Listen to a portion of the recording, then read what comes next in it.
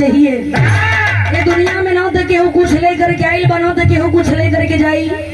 और यदि अपने जीवन को जीना है तो बड़े अच्छे तरीके से अपने जीवन को आप जीने का काम करें। काहे से कि जैसन कर्तव्य करेला जैसन कमाई करेला, मर गईला के बाद लोग ये गयन की फलाने बेचारू बड़ा बढ़िया आदमी रहलन और ये दुनिया के छोड़ करके चल गिलन।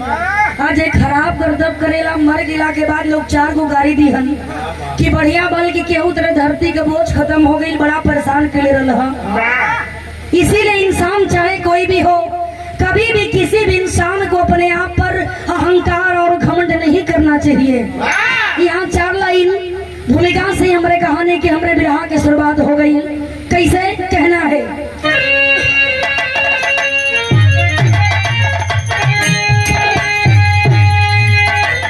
कड़ी धूप कानन में काली महाकवि,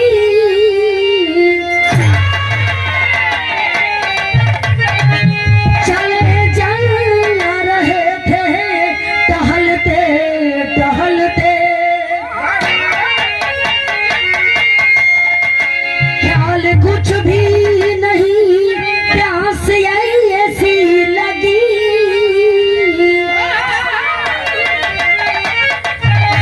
कदम धर रहे थे संभलते संभलते, गम में जल के सजल हो गई थी नजर,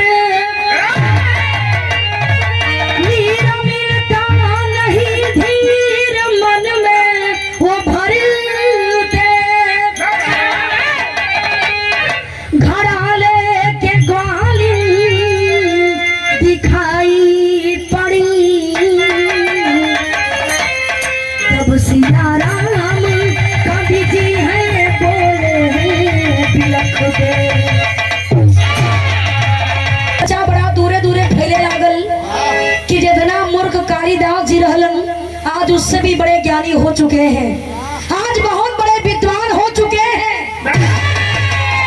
बड़ा दूर दूर से लोग चल करके कालिदास जी के देखे बदे आवे। अब धीरे धीरे कालिदास जी के मन में घमंड बढ़े चालू हो गई।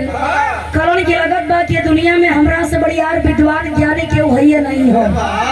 बारे कालिदास जी, जब कालिदास जी को अहंकार हो जाता है, घमंड हो जाता है, आराम से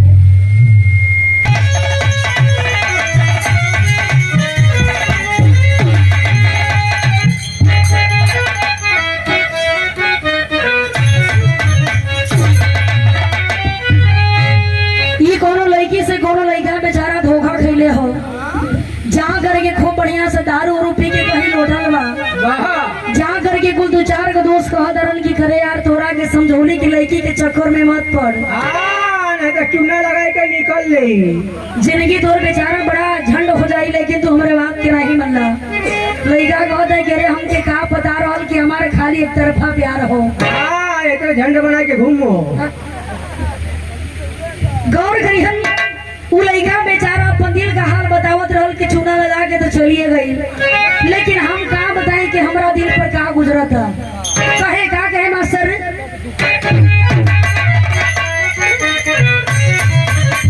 ये कहे, अरे इतने करीब, अरे इतने करीब आके दगा दे गई,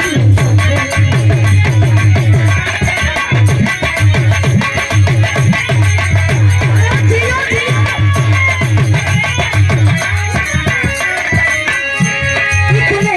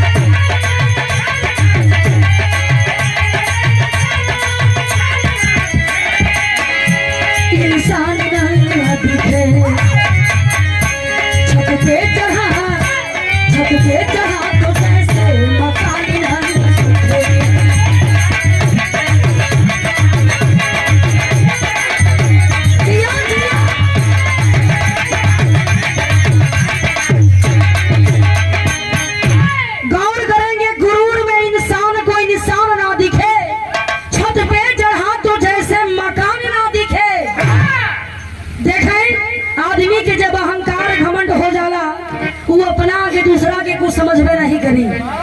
कवि जी के अंदर बहुत बड़ा अहंकार बा, बहुत बढ़िया घमंड हो। कालिदास जी सोचत हुन की लगत बा के दुनिया में हमरा से बढ़िया जब घूमे बदे चलन कुछ दूरी पर चलल हुन बाबू, देखें कुछ दूरी पर जाने के बाद बहुत ही भारी जंगल दिखाई देता है।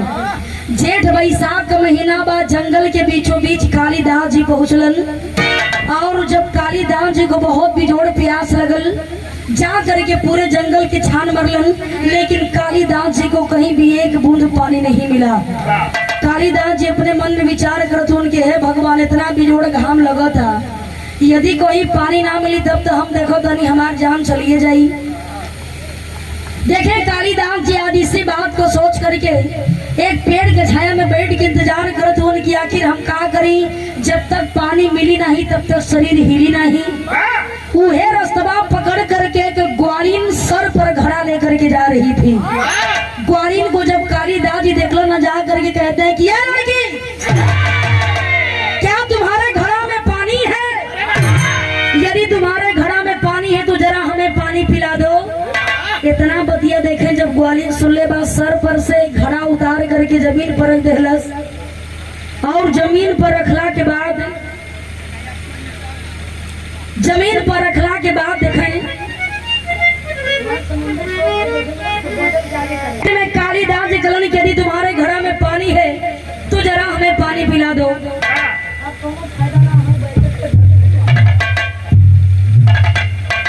देखिए आखिर कालिदास जी कलन तुम्हारे घड़ा में पानी है तो जरा हमें पानी पिला दो। ग्वालिन बड़ी चराक रहल करस की सुनिए मैं आपको पानी जरूर पिलाऊंगी, लेकिन इससे पहले आपको एक काम करना पड़ेगा। ग्वालिन कहती है मास्टर का कहीं नरम की लाइन से कहना है।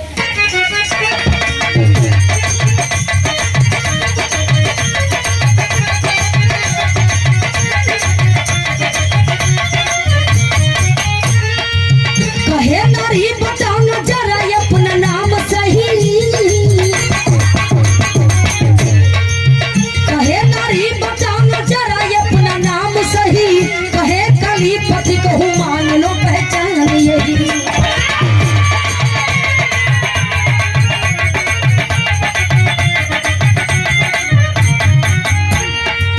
सुंदरी कहाँ थी शर्मया बिना बताने में, सुंदरी कहाँ थी शर्मया बिना बताने में, पथिक तो सोही आदि अंत से जमाने में।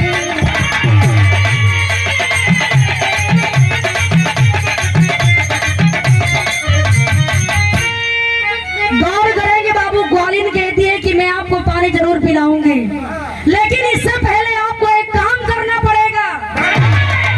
कालिदास जी पूरा अहंकार में घमंड में चूरमा कलन के हेकर देखा, ऊपर से नीचे लगत दिया कि एक नंबर के गवार लड़की बा, हमरा से कह दिया कि तोहरा के एगो काम करे के पड़ी। कलन की बताओ क्या बात है, लेकिन सबसे पहले तोहरा के अपन नाम बतावे के पड़ी। तोहर का नाम बा, कहाँ से आइल बड़ा, कहाँ तोहरा के जाए के बा। आज इतना बतिया देखे बाबू, जब कालिदास जी सुरन कलन के हेकर देखा, हाई एक नंबर के गवार लड़की घर में रहे वाली लड़की, हाँ हमरा से कह दिया कि तोहार नाम का बा। कालिदास जी अहंकार में चूर हैं और कहते हैं, क्या कहे मास्टर, एक लाइन कहना है।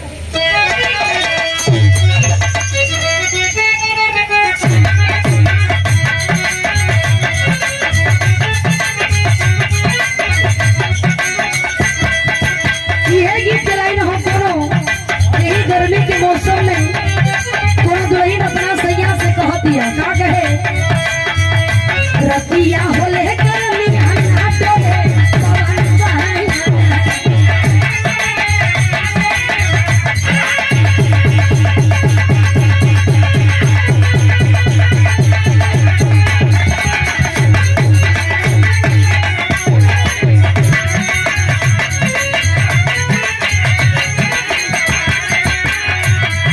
गौर करिए हम कालिदास जी कलन की तुम हमें जानती नहीं हो, मैं कोई छोटा आदमी नहीं हूँ, और जानती हो किसी जंगल की रहने वाली हो तो हमें पथिक समझ करके पानी पिला दो। ग्वालिन जब इतना सुनले बा कहे लागल कि पथिक मारे जाने लागी का होला। कालिदास जी कलन की हम जाना तने कि पथिक मारे रही हो जाए। ग्वालिन समझाती है कि दुनिया में पति केवल दो हैं। कौन कौन है कहना है। नारी कहे बेचारी सुन लाओ कर नाम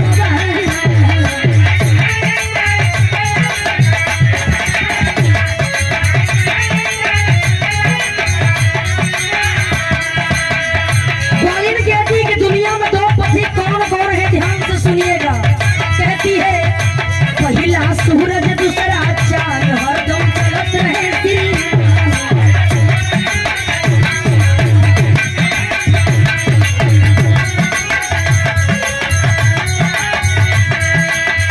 वो पहला सूरज दूसरा चांद हरदम चलत रहे दिल। चांद के टूट गई है काली कर डालवाई।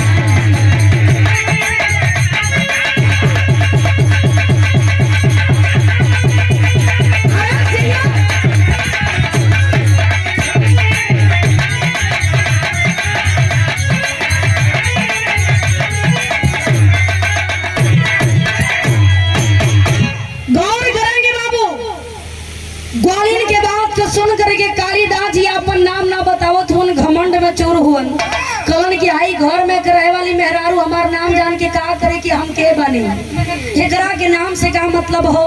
कलन की सुनो मैं एक पथिक हूँ। ग्वालिन कहती कि इस दुनिया में मात्र केवल दो पथिक हैं। पथिक माने बाबू राही होता है जो चलते रहते हैं। ग्वालिन कहे लगल कि इस दुनिया में मात्र केवल दो पथिक हैं, आप तीसरा पथिक कहाँ से आ गए। कालिदास जी कलन के हेकर देखो, हम इतना बढ़िया विद्वान बने ज्ञानी बने, आई हमरे के सिखावत है कि इस दुनिया में केवल दो पथिक हैं। कलन के दो पथिक के हो देखें बाबू। ग्वालिन बताती है कि इस दुनिया में मात्र केवल दो पथिक हैं। पहला सूरज और दूसरा चांद, जो बराबर चलते रहते हैं, बराबर चक्कर लगाते रहते हैं और कभी थकने का नाम नहीं लेते हैं। और आप अपने आप को पथिक बता रहे हैं। इस दुनिया में केवल दो पथिक हैं, पहला सूरज और दूसरा चांद, जो बराबर चलते रहते हैं, कभी रुकते नहीं हैं। इतना बतिया जब कालिदास जी सुनन चुपचाप बैठ करके कपार खजुआवत हो के हेकर देखा, हाई हमरे आगे के लड़की हम रही के सिखावतिया। खैर कोनो बात नहीं हो, घमंड में चूरवन गलन की जब छोटी छोटी बात बता के का उखाड़ पाई, ऐसे कोनो मतलब ना। गलन की जान के लिए भाई कि तू बड़का ज्ञानी बाड़ू। हाँ, जो उपारे के बाद में उपारी ऐसे हमरा के काम मतलब हो। देखा तू बड़का ज्ञानी मत बना, प्यास लगल बा पानी पिला दा। ग्वालिन कहे लगल कि जब तक आप हमें अपना नाम नहीं बताएंगे तब तक मैं आपको पानी नहीं पिला सकती। इतना बतिया सुनते कालिदास जी गुसिया के रहत हुन कि हम कहा बताएंगे। एक तो हमरे सामने आगे का लड़की हमें के सिखावत दिया, कहीं हमरा के प्यास लगल न रहा तो तोहरा के बता देती कि हम का चीज बानी। हाँ, दो पुड़िया भेजे लेके पानी पी ले। तू केकर बात करत हुआ, वो बेचारू संगे रह के देखे कर कि दो पुड़िया भेली बेचारी लेके घूमत रहा। गौर करेंगे बाबू।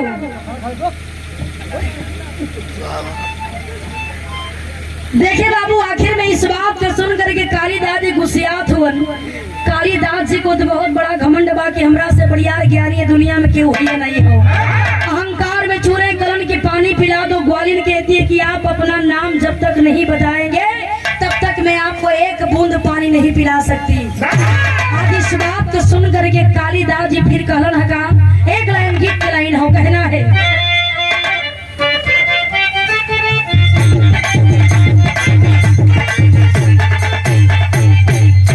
ये गीत की लाइन हो। कटने के मौसम में कौन दुल्हन अपना सैया से बड़ी नाराज में बहुत दिया कि खाली जब काम पड़ेला दया के मीठ मीठ बोल के तो हर काम हो जाला तो चुपचाप निकलेला। तो के पता हो कार देला खाली लम्बे। ए बात के सुन करके दुल्हा कहता तोहरा कहला का मतलब का हो। दुल्हन कहत है कि कटनी करवा ले बा कबा की झुमका गढ़ाई झुलनी गढ़ाई, लेकिन आज ले कुछ वादा पूरा नहीं कैला। नाराज भी अपना दुल्हा से बता दे का कहे, खाली फुसुलाई के करावला कटनिया हो, खाली फुसुलाई के करावला कटनिया हो, कहीं के दिया ना झुलनिया।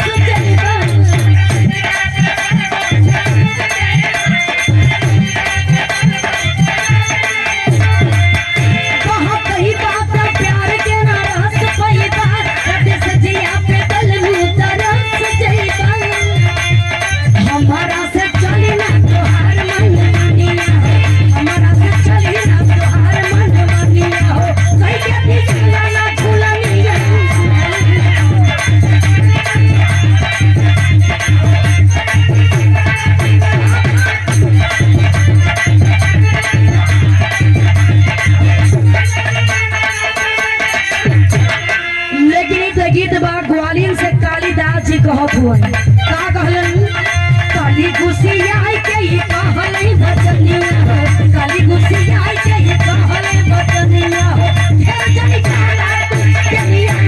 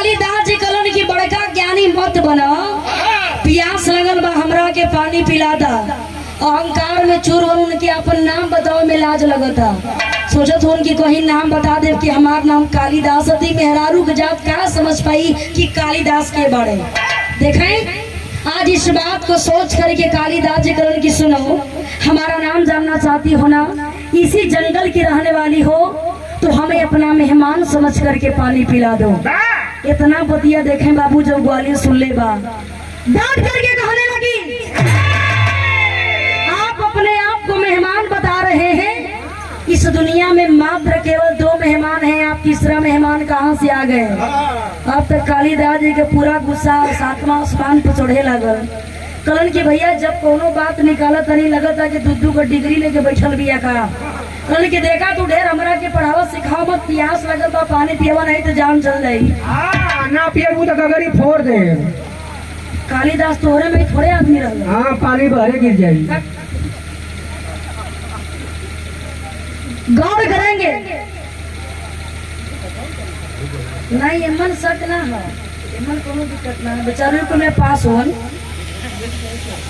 देखा भी इनका नाम बतूले ना कि इनका नाम मुसाफिर यादव हो यादव जी इतना चलाक हो लेकिन इनका चेहरा आप लोग बढ़िया से पहचान ली हन बढ़िया से पूरा मोछ दाढ़ी बनवा दिया जाए कपारे पिन के गोल की टोपी लगा दिया जाए एगो झोला लटका दिया जाए तो लगी बेचारों की नेपाल से ही बेचे बदियान को हाँ शीला जी तो एनर्जी बढ़ावा लेके लोग ये ऐसा आदमी हो गौर करेंगे देखिए आखिर में आज कालिदास जी कलन की का बताई भगवान तो ऐसा जगह फंसा दे ले बड़ा लेकिन कालिदास जी घमंड में चूरवन कलन के हम अपन नाम बता के का करो ग्वालियर कहे लागल कि तू अपने आप के बड़का कह तरह कि मैं मेहमान हूँ इस दुनिया में केवल 2 मेहमान हैं आप तीसरा मेहमान कहाँ से आ गए कालिदास जी कलन के अच्छा यदि 2 मेहमान के बाद हमरा के बता सकेलू ग्वालियर कहती है कि कान खोल करके सुनिए कि इस दुनिया में 2 मेहमान कौन कौन है कहती है मास्टर तेरे कलाइन से कहना है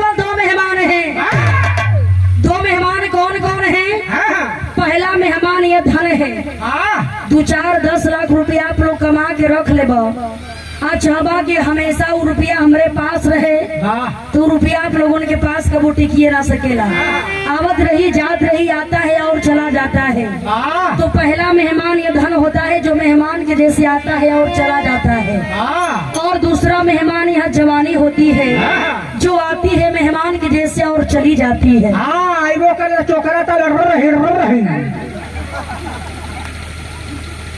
अच्छा तो हम का बताएं का करो भैया उम्र 55 के लेकिन मन 55 किन कर हो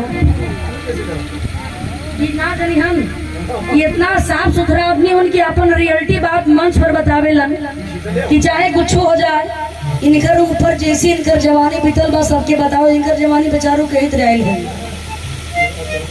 गौर करें कि बाबू कालिदास जी बड़ा परेशान हुअन, कलन आके सुना हमरा कि तू बड़का ज्ञानी मत बना भाई। ग्वालिन समझा देती है कि इस दुनिया में केवल दो मेहमान हैं। पहला मेहमान यह धन होता है जो आता है और चला जाता है, दूसरा मेहमान यहाँ जवानी होती है जो मेहमान के जैसे आती है और चली जाती है। और आप अपने आप को मेहमान बता रहे हैं, आपके बस की बात नहीं है। इतना बतिया देखा जब कालिदास जी सुना तो उनका दिमाग कामे नहीं करता।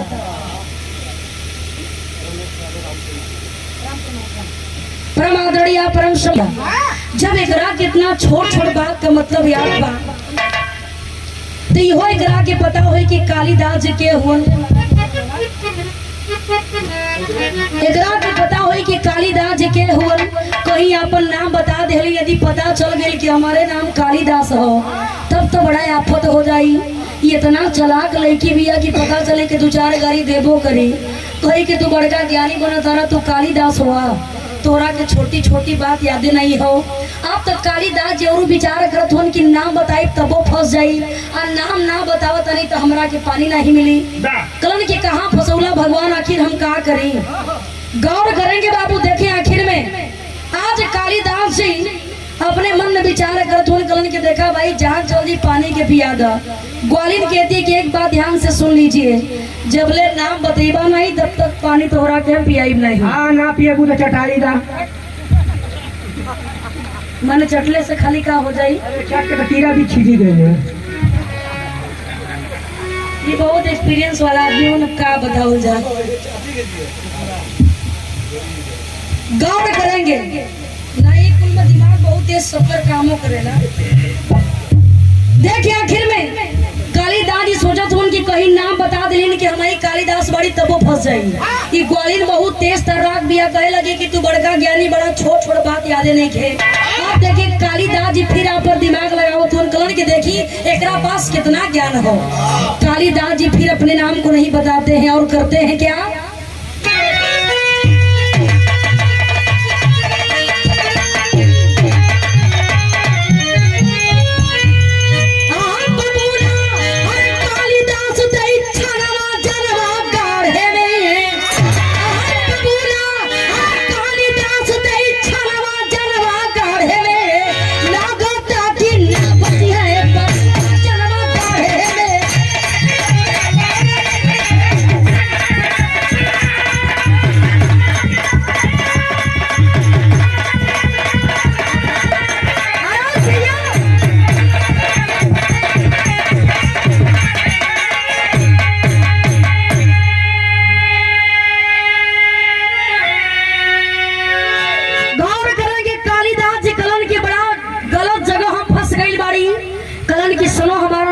चाहती हो ना तो मैं एक बहुत बड़ा सहनशील हूँ।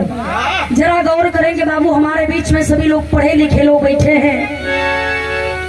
ग्वालिन बड़ी बढ़िया बात बताती है, कहती है कि आप क्या कहें। कालिदास जी करण की सुनो, मैं एक बहुत बड़ा सहनशील हूँ, हमसे बड़ा सहनशील कोई नहीं हो सकता।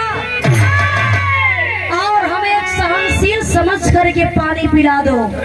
इस बात को सुन करके ग्वालिन कहती है कि आपको शर्म नहीं आ रही है, आप अपने आप को सहनशील बता रहे हैं। इस दुनिया में मात्र केवल दो सहनशील हैं, जिसे मैं ही नहीं बल्कि सारी दुनिया जानती है और इस धरती पर प्रमाण है। कालिदास जी का तो माथा टनके लागल, दिमाग नहीं काम करता। कलन की देवी जब कुल जमते बाड़ो तो इहो बताता कि दुनिया में दो सहनशील बा के देखें। बड़ी मार्मिक बात बतलाती है वह ग्वालिन। आल्हा के लाइन से कहना है क्या,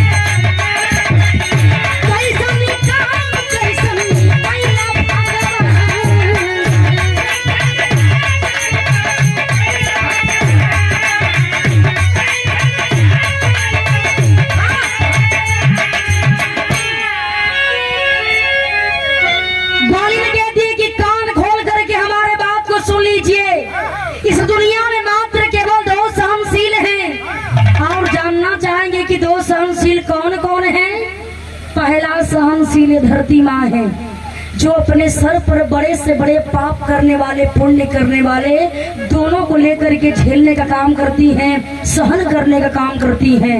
आपके बस की बात नहीं है। 2 मिनट से प्यास लगल बा तो पानी पानी टिड़िया तारा आ कह तारा कि मैं बहुत बड़ा सहनशील हूँ। यदि सहनशील वाला तो कहा ना पीएसए के सहन कर लेता रहा, काहे कहा तारा कि पानी पियावा पानी पियावा। आपके बस की बात नहीं है। पहला सहनशील धरती माँ है, जो अपने सर पर बड़े से बड़े पापियों को लेकर के सहन करने का काम करती हैं, झेलने का काम करती हैं, और पुण्य करने वाले दोनों को लेकर के सहन करने का काम करती हैं। आप धरती माँ से बड़े सहनशील नहीं हो सकते। इस धरती पर पाप की संख्या ज्यादा बा, पुण्य की संख्या कम बा, दोनों को लेकर के धरती माँ सहन करने का काम करती हैं, जो आपके बस के बाहर की बात है। पहला सहनशील तो धरती माँ है, और दूसरा सहनशील यह पेड़ होता है। जरा आप सभी लोग विचार करेंगे, इंसान पेड़ पर कितना ही पत्थर मारता है बाबू, लेकिन पेड़ हमेशा इंसान को फल खाने को देता है, छाया देने का काम करता है, और इसी पेड़ से हमें ऑक्सीजन भी मिलता है। यदि ऑक्सीजन नहीं मिली तो केहू भी प्राणी ये धरती पर जिंदा ना रह सकेला। क्या आप इस पेड़ से भी बड़े सहनशील हैं? आपके बस की बात नहीं है। इंसान पेड़ पर कितना हो पत्थर मारता है, यह पेड़ इंसान को फल खाने को देता है, ऑक्सीजन देने का काम करता है, छाया देने का काम करता है।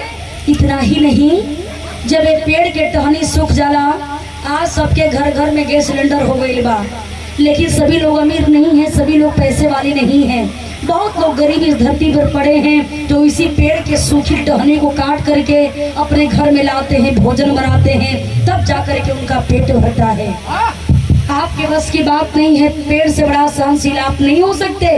इतना ही ना, जब इस शरीर को छोड़ करके प्राण निकल जाता है बाबू, इस शरीर को, हमारे शरीर को स्मशान घाट पर ले जा करके यह पेड़ के लकड़ी के ला करके उसी पेड़ के लकड़ी के चिता सजावल जाला, और यही लकड़ी पर जब हमारा शरीर जलाया जाता है, तब जाकर के हमारा और आपके शरीर का तरनतार होता है।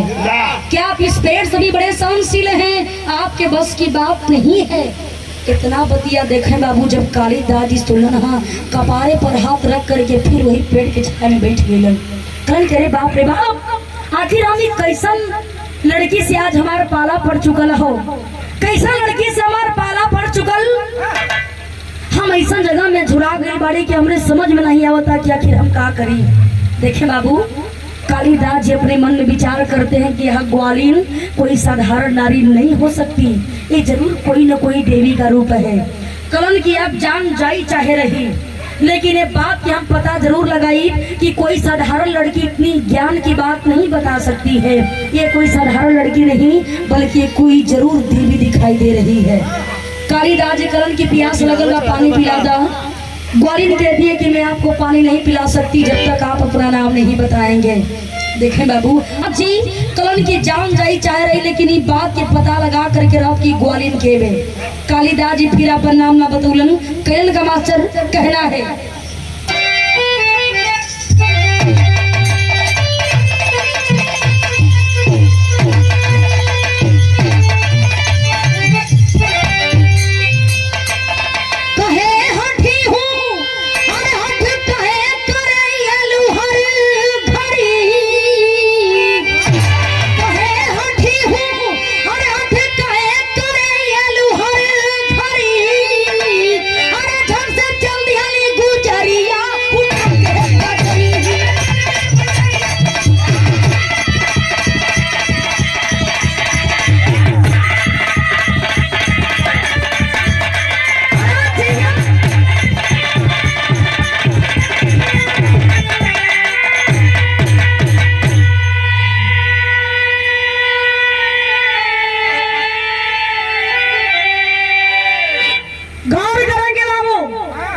ग्वालिन कहने लगी कि जब तक आप अपना नाम नहीं बताएंगे पानी नहीं पिला सकती।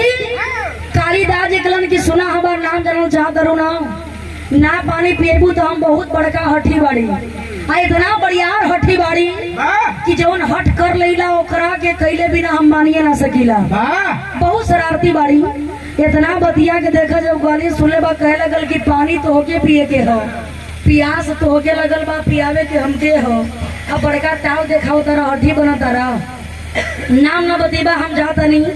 इस बात को सुन करके कालिदास जी कहते हैं क्या आपको इस बारे में नहीं पता है इस दुनिया में कोई दो हड्डी भी हैं। इसी बात को सुन करके ग्वालिन वहीं पर रुक जाती है। कहती है कि बात बिल्कुल आप मार्मिक बताए हैं। आप जानना चाहते हैं कि इस दुनिया में दो हड्डी कौन है? कान खोल करके सुन लीजिए जिसे सारी दुनिया जानती है। इस दुनिया में मात्र केवल दो हड्डी हैं, आप तीसरा हड्डी नहीं हो सकते। पहला हड्डी यह नाखून होता है बाबू। नाखून के आज आप लोग कटवा कल देखबा तो धीरे धीरे बढ़े चालू हो जाएगी। नाखून को काटते रहेंगे नाखून बढ़ता रहेगा, काटते रहेंगे बढ़ता रहेगा। ग्वालिन कहे लगली कि का ये नाखून से भी तो बड़का हड्डी बड़ा, थोड़े बस के बात नहीं हो। और दूसरा हड्डी यह बाल होता है। बाल की कितनों कैचत रहबा छिलत रहबा कैचत रहबा छिलत रहबा चाहे कहीं के बार हो माने को तो के पूछत है। अरे मोच कहत है और काम कहत है। माने को तो के बतावल है जरूरी है। देखे बाबू कभी कभी बात सही भी कह देलन। यदि आप लोग आज बाल के छिलबा कर देबा तरी मनी कुछ न कुछ उमर जामे चालू हो जाला। हाँ पुट्टी फेंक गई। नहीं इसमें दाढ़ी नहीं बनवा के आलू थोड़ा सा कल का।